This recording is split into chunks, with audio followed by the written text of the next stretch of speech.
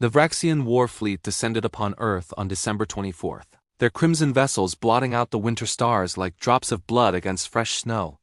They had chosen their moment carefully when humans gathered in their dwellings, distracted by their primitive rituals of gift-giving and celebration. The Vraxians had conquered 47 worlds, and Earth would be the 48th. Commander Zekthar studied the tactical displays with satisfaction. Intelligence reported that human military forces were at minimal readiness during this Christmas period. Their soldiers had returned to their homes. Their defenses were relaxed. It would be a simple harvest. But the Vraxians had made one critical miscalculation. They had never encountered a species that would fight hardest not for territory or resources, but for a single day of joy.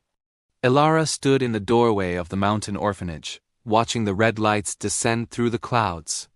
She was supposed to be decorating the tree with the children, but something in those lights made her blood run cold. At 32, she had served 2 tours as a combat engineer before retiring to care for the cubs, the name the children had given themselves, inspired by the bear sanctuary nearby. "Miss Elara?" A small voice broke through her thoughts. Kiro, the youngest at 7 years old, tugged at her sleeve. His dark eyes reflected the descending lights. "Are those Santa's ships?" Elara's jaw tightened. Through her military contacts, she'd heard whispers of anomalous signals of something approaching Earth's orbit. She had dismissed them as paranoia. Now those whispers screamed in her mind. "Kiro, sweetie, I need you to do something very important for me." She knelt down, placing her hands on his small shoulders. "I need you to gather all the cubs and take them to the basement. Remember the emergency drills we practiced?" The boy's face grew serious. He had lost his parents in a wildfire 2 years ago. He understood danger. Is it the bad aliens from the stories? "I don't know yet, but I need my bravest cub to lead the others to safety. Can you do that?" Kiro nodded, his chin jutting out with determination that seemed far too old for his years.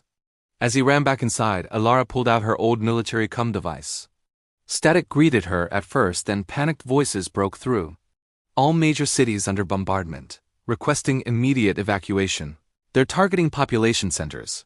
Elara's hands moved with practiced efficiency, pulling her old combat gear from the storage closet. The power armor was outdated, the plasma rifle had seen better days, but they would have to do. The Vraxians wanted Earth on Christmas? They would learn what humans fought for. In the basement, Kiro gathered the 23 cubs around him. The older children were crying quietly, trying to be brave. The younger ones didn't fully understand, but they felt the fear in the air like electricity before a storm. "Listen," Kiro said, his voice steady despite the trembling in his hands. "Miss Elara is going to protect us. But we need to be smart too." A girl named May, 10 years old and the group's unofficial second-in-command, wiped her tears. "What can we do? We're just kids." Kiro thought about all the stories Miss Elara had told them. Stories of human history, of people who survived impossible odds. Stories of Christmas miracles. "We do what humans always do. We adapt." He looked around the basement, his engineer's mind inherited from watching Elara fix everything from broken pipes to old generators cataloging resources. Old electrical equipment. Emergency supplies. The backup generator. The ham radio his parents had left him. "May, you're good with computers. Can you get the old radio working?" She nodded, understanding flickering in her eyes. "Everyone else, we're going to help Miss Elara the only way we can. We're going to be her support team." Above ground, Elara moved through the snow-covered forest with deadly purpose. Her thermal sensors picked up 3 Vraxian scout drones approaching the orphanage. They were searching for isolated targets, places where resistance would be minimal. They had chosen poorly. The first drone exploded in a spray of sparks as her plasma rifle found its mark. The second managed to raise its shields, but Elara had fought in the Martian campaigns. She knew alien tech. A magnetic pulse grenade shorted its systems, and a follow-up shot turned it into falling debris. The third drone retreated, transmitting her position. "Good, let them come." Her comm crackled. "Miss Elara, can you hear me?" Kiro's voice, thin but determined. "Kiro, what are you doing on this channel?" May got the radio working. "We patched into your frequency." A pause. "We want to help." Elara ducked behind a tree as plasma fire scorched the air above her head. A Vraxian ground unit, 6 soldiers in powered armor, advanced through the trees. "Kiro, you need to stay in the basement where it's safe.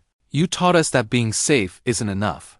Being human means protecting what matters." The boy's voice was fierce. Christmas matters, you matter. Let us help. Ilara's throat tightened. These children, these cubs who had already lost so much, were offering what little they had. In that moment, she understood why humanity would never fall. It wasn't their weapons or their technology. It was the willingness to stand together even in the face of annihilation. All right, cub. I need you to access the old weather satellite system. Can you do that? In the basement, Kiro's fingers flew across the keyboard while May guided him through the access codes. The other children gathered supplies, organized medical kits, prepared hot food and water. They became a unit, each finding their purpose. Got it. Kiro shouted, "What do you need?" Redirect the nearest military satellites. Send coordinates to any active units within 50 kilometers. Tell them there are civilians here who need protection. And Kiro? Tell them Christmas isn't cancelled. The battle raged through the night. Ilara's message reached a scattered Marine unit that had been fighting in the nearby valley. They arrived like avenging angels, their drop pods streaking through the sky. The Vraxians found themselves caught between a retired combat engineer who refused to yield an inch and fresh troops who fought with the fury of interrupted holidays. But it was Kiro who turned the tide. Using the weather satellite network, he detected the Vraxian command ship's position. May hacked into the old missile defense system dormant but not destroyed. Together, the Cubs calculated trajectories, compensated for atmospheric interference, and fed targeting data to the Marine unit's heavy weapons. When the Vraxian command ship exploded above the mountains, painting the night sky with fire, Commander Zekthar's last thought was one of confusion. How had these primitive beings coordinated such a response? How had they fought so effectively while celebrating their meaningless ritual? He would never understand that for humans, the ritual was everything. It was hope made tangible, joy preserved against darkness, love strengthened by adversity. Christmas morning arrived with smoke still rising from the crashed alien vessels. Ilara sat in the orphanage common room, surrounded by cubs who had barely slept. The tree still stood in the corner, its lights flickering bravely. Kiro leaned against her, exhausted but alive. "Did we save Christmas, Miss Ilara?" She looked around at the faces of the children, at May holding her younger siblings, at the Marine sergeant who had stayed to help repair the damage, at the intact presence still wrapped beneath the tree. Outside, across Earth, humans were emerging from shelters, driving back the invasion with the same fierce determination that had lit up this small mountain orphanage. "No, little cub," Ilar said softly, pulling him close. "Christmas saved us. It reminded us what we're fighting for, not just survival, but joy. Not just existence, but celebration. Not just individuals, but family." As the winter sun rose over a scarred but unbroken Earth, the cubs opened their presents. The Vraxians had learned what 47 other species had never taught them. Humanity's greatest weapon wasn't technology or strategy. It was the absolute refusal to let darkness extinguish even a single day of light.